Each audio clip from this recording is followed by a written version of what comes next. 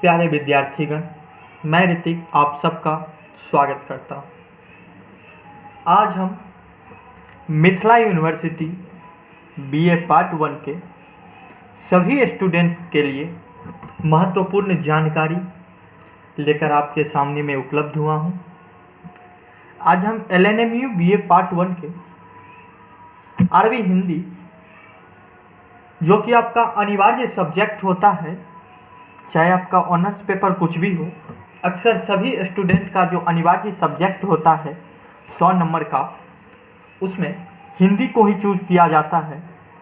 तो आज हम अरबी हिंदी, जो आपका 100 नंबर का 100 नंबर का होता है अनिवार्य सब्जेक्ट, उसके सिलेबस को डिस्कस करने जा रहे हैं। एक एक पॉइंट को बारीकी से साथ हम समझेंगे। उसके बाद हम डिस्कस करेंगे तो हमें हिंदी को किस तरह से पढ़ना है, किस क्वेश्चन का किस टॉपिक से कितना वेटेज है, किस टॉपिक में कितना क्वेश्चन आने की संभावना रहती है। इस सब बातों को हम इस वीडियो में जानेंगे। इस क्लास को आगे बढ़ाने से पहले अगर आप इस चैनल में नए हैं तो चैनल को सब्सक्राइब कर लें। अपने यार दोस्त सहपाठी के साथ इस वीडियो को निश्चित रूप से शेयर करें, और अगर आपको जानकारी पसंद आई तो आप निश्चित रूप से इस वीडियो को लाइक करें। और अगर आपको कुछ जानकारी इसके अलावा चाहिए तो आप कमेंट बॉक्स में निश्चित रूप से कमेंट करें। तो आइए हम अपनी आज की इस महत्वपूर्ण क्लास की शुभारंभ करते हैं।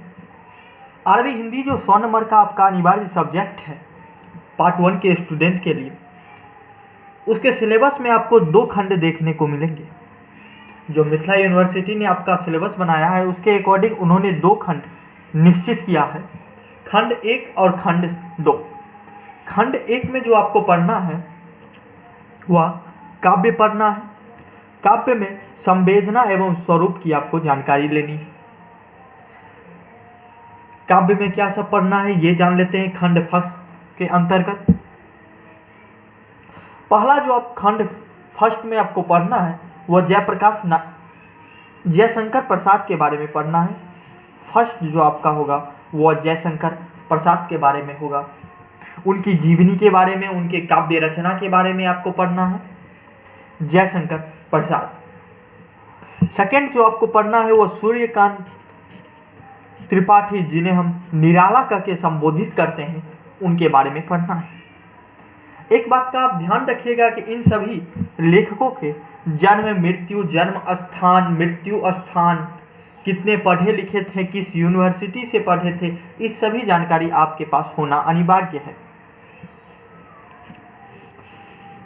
इसके बाद जो हमें पढ़ना है वो रामधारी सिंह दिनकर के बारे में हमें जानकारी लेनी है। दिनकर जी के बारे में जानकारी लेने के बाद आपको अज्ञेय के बारे में जानकारी लेनी है। इसके बाद आपको नागार्जुन के बारे में जानकारी लेनी है। ये सब आपके सिलेबस में है।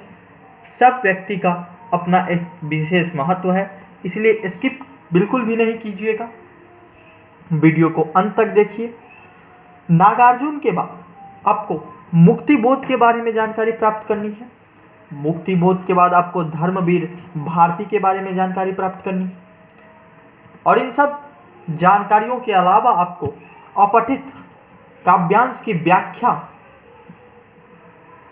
की भी कुछ महत्वपूर्ण जानकारियां रखनी है अपने पास।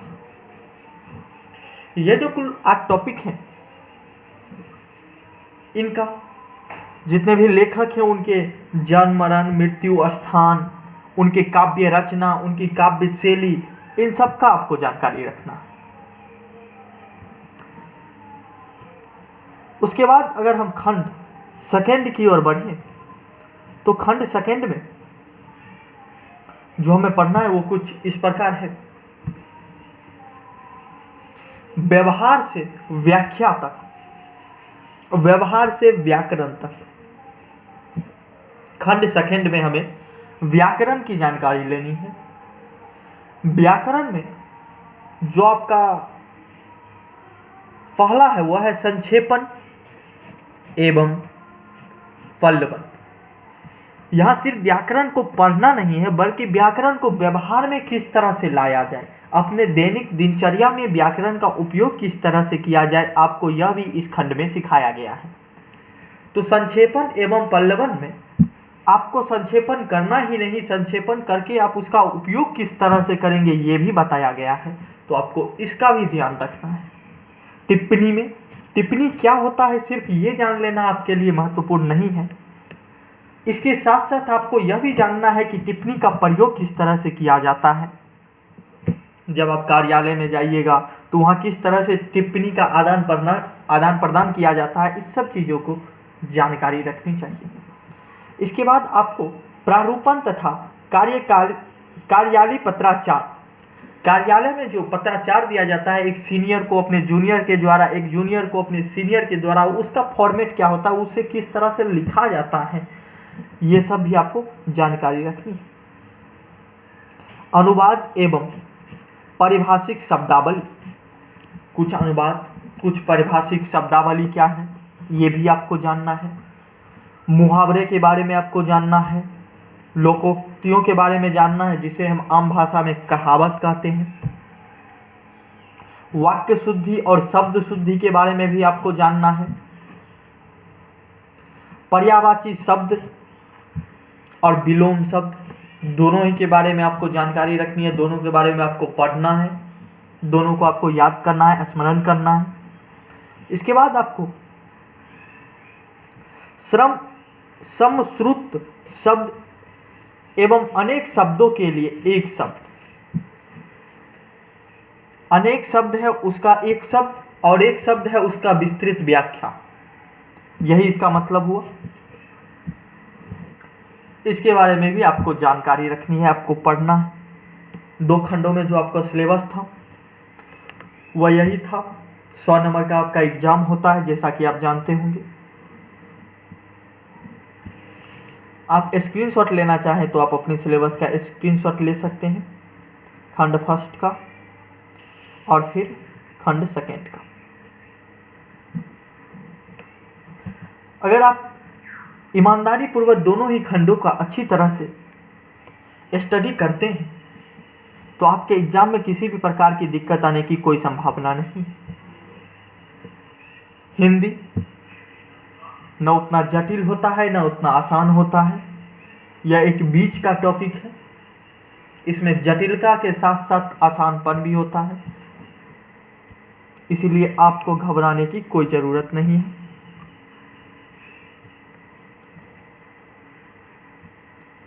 अगर आपको यह वीडियो पसंद आया हो तो वीडियो को लाइक कीजिएगा, अपने यार दोस्तों के साथ शेयर कीजिएगा और चैनल में नए हो तो चैनल को सब्सक्राइब निश्चित रूप से करिए। आप हमारे सोशल अकाउंट से भी जुड़ सकते हैं जिसका लिंक इस वीडियो के डिस्क्रिप्शन बॉक्स में है। अगर और भी आपको सिलेबस की जानकारी चाहिए तो हमारे चैनल के प्लेलिस्ट में जाइए, आपको वहाँ LNMU सिलेबस करके एक प्लेलिस्ट मिलेगा, उसमें बाकी सभी सब्जेक्ट का आपको सिलेबस मिल जाएगा, आप वहाँ से देख सकते हैं। बाकी आप सोशल अकाउंट जुड़ने के लिए इस वीडियो के डिस्क्रिप्शन बॉक्स में जाइए और टेलीग्राम ग्रुप को निश्चित रूप से ज्वाइन कर लीजिए। बाकी जिस भी ग्रुप में आपकी इच्छा हो वहाँ पे आप ज्वाइन कर सकते हैं, फेसबुक हो, ट्विटर हो, इंस्टाग्राम हो, जहाँ आपकी सुविधा हो उसके अनुसार।